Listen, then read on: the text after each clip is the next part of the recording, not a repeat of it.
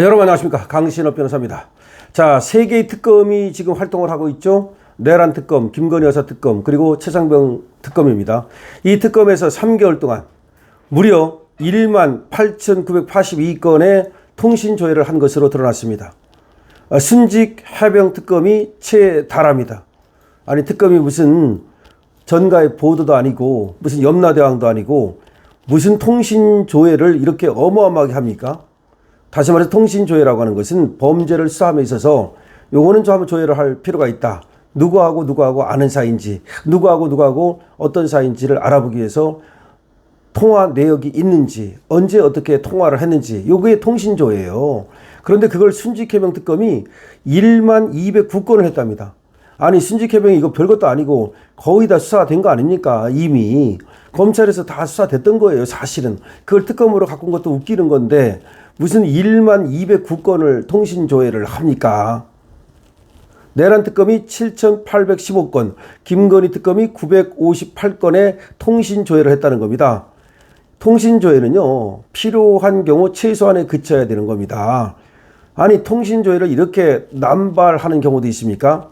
지난 6월 출범한 새 특검이 3개월간 19,000건의 통신조회를 한 것으로 나타났습니다. 무차별적인 통신조회죠. 더군다나 해병특검에서 12,000건이 넘는 통신조회를 했다? 기가 막힌 일입니다. 12,200건입니다. 12,200건이 넘는 그런 통신조회를 했다? 기가 막힌 일입니다.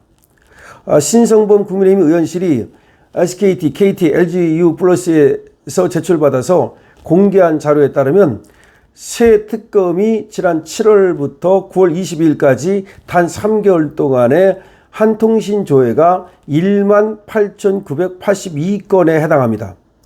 가장 많은 통신조회를 한 것은 순직해병 수사방해 및 사건 은폐 등의 진실규명을 위한 특별검사라고 하는 최상병 특검, 여기가 1209건입니다.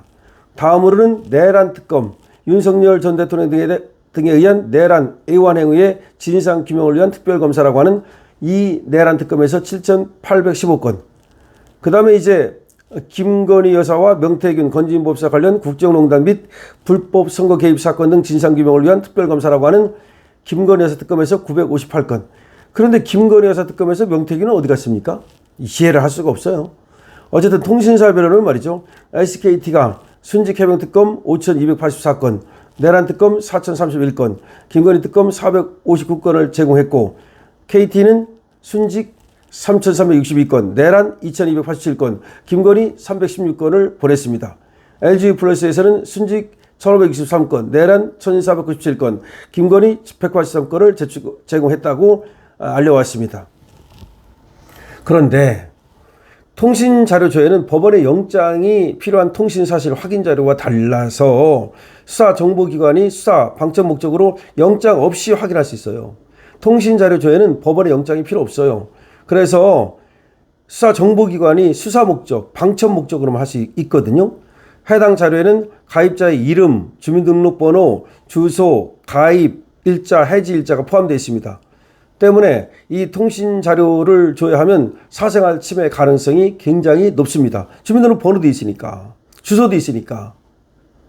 통신비밀보호법상 자료 제공 후에는 30일 이내에 이용자에게 통지해야 하지만 증거 인멸 우려 등이 있을 경우 통지를 유예할 수 있기 때문에 최근 검찰의 사례를 보면 조회하고 나서 1년 뒤에 통보를 합니다.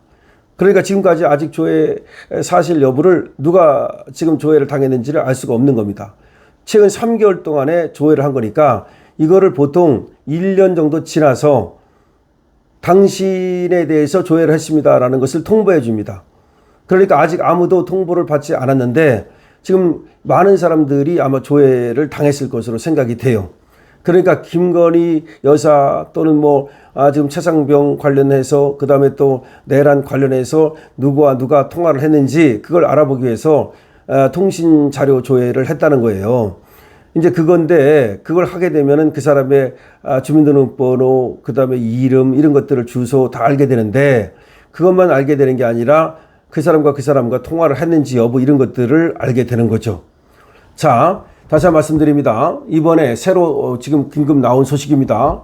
속보입니다. 속보에 의하면 국민의힘 신상범 의원실이 3개의 통신사로부터 자료를 받아본 결과 지금 3개의 특검에서 1만 9천 건에 이르는 무더기 통신 조회가 있었다는 것입니다.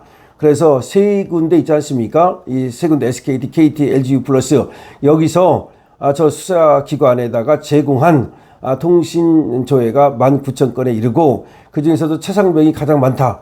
1만 200건이 넘는다. 아니 근데 최상병이 어떻게 그렇게 많은지 저는 이해가 안 가네요. 지금 내란하고 뭐 김건희 여사 특검도 사실은 우리가 뭐 이해할 수 없는 점이 많지만 아니 최상병 특검은 그러니까 아마 이거 같아요.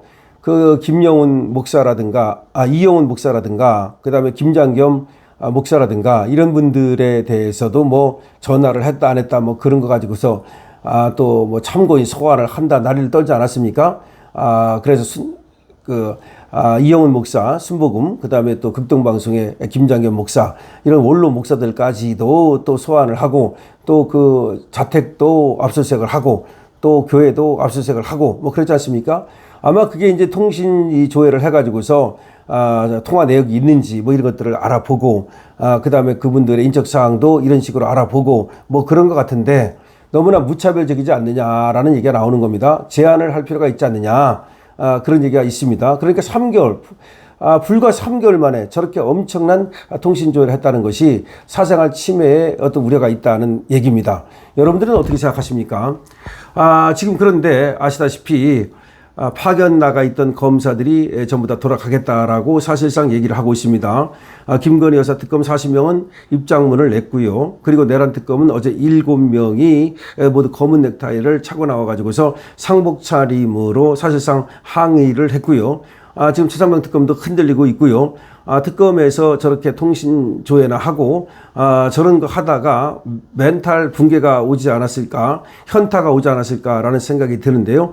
지금 특검에 나가 있는 파견 검사들 멘탈이 붕괴되고 지금 그러는 것으로 보여집니다. 뭐 지금 나오는 얘기에 의하면 검찰청 해체에 대한 뭐 항의의 뜻이 있고 그다음에 수사하고 기소가 분리됐는데 우리만 왜 여기서 수사와 기소를 다 같이 해야 되느냐 뭐 이런 거라고 그래요.